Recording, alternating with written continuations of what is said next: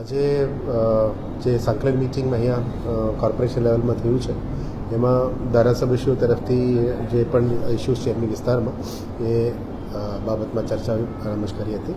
એમાં અલગ અલગ વિસ્તારમાં બેઝિકલી રોડ રસ્તાનું ઇસ્યુઝ, રોડ ખુલ્લો કરવાનો ઇસ્યુઝ, અમુક જગ્યામાં ગેરકાયદેસર કદાચ બાંધકામ થયેલું હશે એ ઉપર કાર્યવાહીની ડિમાન્ડ, સાથે સાથ કોઈ જગ્યામાં લારી ગલ્લાનું દબાણ, રોડ ઉપર દબાણ અને જે હેલ્થના ટીમ્સ અત્યારે રેડમાં જઈ રહ્યા છે એના પછીનું શું કાર્યવાહી થઈ એ બાબતનું તમામની ચર્ચા કરવામાં આવ્યું. અમુક વિસ્તારમાં, નવા વિસ્તારમાં જે રીતનું જલારામનગર છે આવા જગ્યામાં પ્રાથમિક સુવિધાઓ આપવા માટે પણ માંગણી હતી. એ તમામ કામ અત્યારે એકચ્યુઅલી આવરી લેવામાં આવ્યું છે, પણ આવતા અઠવાડિયામાં એની સ્થળ વિઝિટ પણ રાખી છે. એટલે 2-3 ધારાસભ્યોની કામની જે પ્રગતિ છે એ બાબતમાં પણ બ્રીફ કરવામાં આવ્યું અને એમની સ્થળ વિઝિટ પણ આવતા અઠવાડિયામાં રાખી છે. એટલે તમામ અધિકારીને સૂચના આપી છે એ બધામાં જઈએ. અને અત્યારે જે અમુક જગ્યામાં વીએમસીની કામ ચાલુ છે અને વહેલા તકે પૂરું કરવા માટે પણ માંગણી હતી, એનું પણ ધ્યાને લેવામાં આવ્યું છે.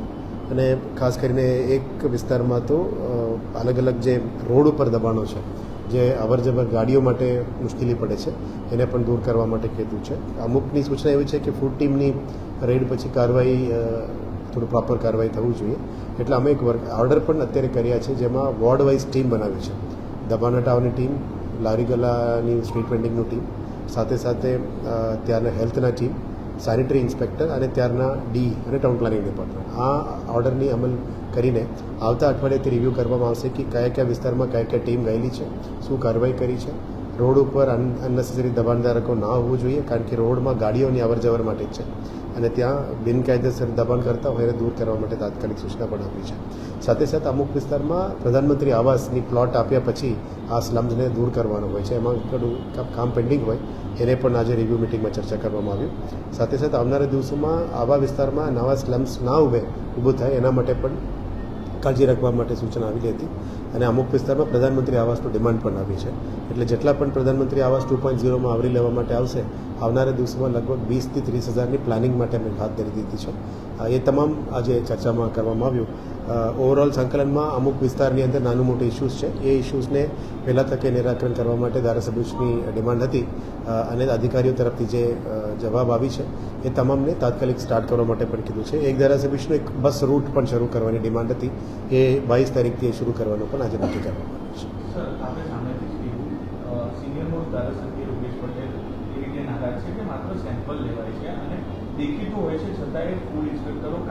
યસ,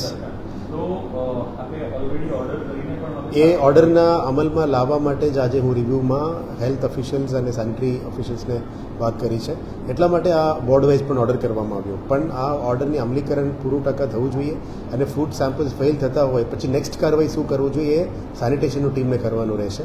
એ આજે ધારાસભ્યશ્રી પણ એ જ રજૂઆત હતી કે બીજી 2 શહેરમાં થતું હોય એટલે વડોદરામાં પણ આ કામગીરી થવું જોઈએ. અમે કડક રીતે સૂચના આપી છે. આવતા ટ્યુઝડે રિવ્યૂ મિટિંગમાં તમામ વોર્ડ વાઇઝ કેટલા ટીમ ગયેલી છે અને કેટલા ટીમ હજી સુધી કામગીરી કરેલી છે એની વિગતો તમામ 4 આસિસ્ટન્ટ કમિશનર્સ અને ખાસ કરીને દબાણ હટાવ ટીમથી પણ નેક્સ્ટ ટ્યુઝડે રિવ્યૂ મિટિંગમાં અમે બ્રીફિંગ માંગી છે. બ્રીફિંગની વિગતો આવ્યા પછી હું આપને જવાબ આપી શકું છું, પણ સૂચના એ છે કે ગેરકાયદેસર કોઈ પણ કામ ચલાવી લેવામાં આવશે નહીં.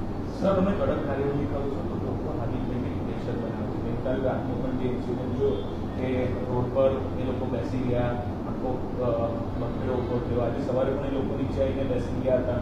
અને તો આનું સોલ્યુશન એ જ છે કે સ્ટ્રીટ વેન્ડર્સ માટે હોકિંગ ઝોન્સ અનાઉન્સ કરવાનો હોય છે. અત્યારે હોકિંગ ઝોન્સ બનાવવાની પ્રક્રિયા હાથ ધરવામાં આવી છે, પણ સ્ટ્રીટ વેન્ડર્સ પોલિસીમાં પણ ક્લિયર કટ લખ્યું છે કે રાતના 11 વાગ્યા પછી એક જગ્યા ઉપર અમે ઊભું ના રહી શકીએ. એટલે 11 વાગ્યા પછી લારી ગલ્લા રોડ ઉપર ના ઊભા રહી શકે, એને તો લઈ જવા માટે એમની પણ કટિબદ્ધતા છે. પણ અમે કોઈનું હેરાનગતિ કરવા માંગતા નથી. એ બધા માટે હોર્ડિંગ ઝોન્સ અને હોકિંગ ઝોન્સ પણ કરવા ઈચ્છીએ છીએ. મેઇન રોડ્સમાં કયા પ્લોટ અવેલેબલ ફ્રી છે ત્યાં હોકિંગ ઝોન બનાવવા માટે પણ અત્યારે પ્લાન ચાલુ છે. દરેક વોર્ડમાં, દરેક ઝોનમાં આનું આવનારા દિવસોમાં કામગીરી પણ કરીશું, ફેસિલિટીઝ પણ ઊભા કરીશું. પણ તમામને વિનંતી એ છે કે દરેક રોડમાં તમે દબાણ નથી કરતા, દરેક ફૂટપાથમાં દબાણ નથી કરતા. ડેડિકેટેડ હોકિંગ ઝોન્સની અંદર તમે જાઓ. આવનારા દિવસોમાં સ્ટ્રીટ વેન્ડરની ફરી સર્વે પણ કરવામાં આવશે અને આ સ્ટ્રીટ વેન્ડરની અંદર જે AILSG દ્વારા 2017માં અને 19માં કરવામાં આવ્યું આ લિસ્ટ પણ રિવાઇઝ કરવામાં આવશે. અમુક લોકો હજી સુધી બહુ જૂના કાર્ડ લઈને ચલાવે છે, એક વ્યક્તિ મલ્ટિપલ ગાડીઓ પર ચલાવે છે. એ બધાને એક સિસ્ટમ કરવા માટે જ અમે પ્રયત્ન કરી રહ્યા છે. થોડું ઘણું વિરોધ રહેશે જ, પણ સિસ્ટમને સારું કરવા માટે આ પ્રયત્ન છે. બહુ લેટ આવતો હતો એટલે તહેવાર પણ જતો હતો સેમ્પલ લેસીને રિપોર્ટ પછી તહેવાર આઈ વિલ ફાઇન્ડ આઉટ આનું રીઝન શું છે અમે જાણી લઈશું પણ we will try to get it done અને પબ્લિકમાં પણ રિપોર્ટ્સ લાવવા માટે પ્રયત્ન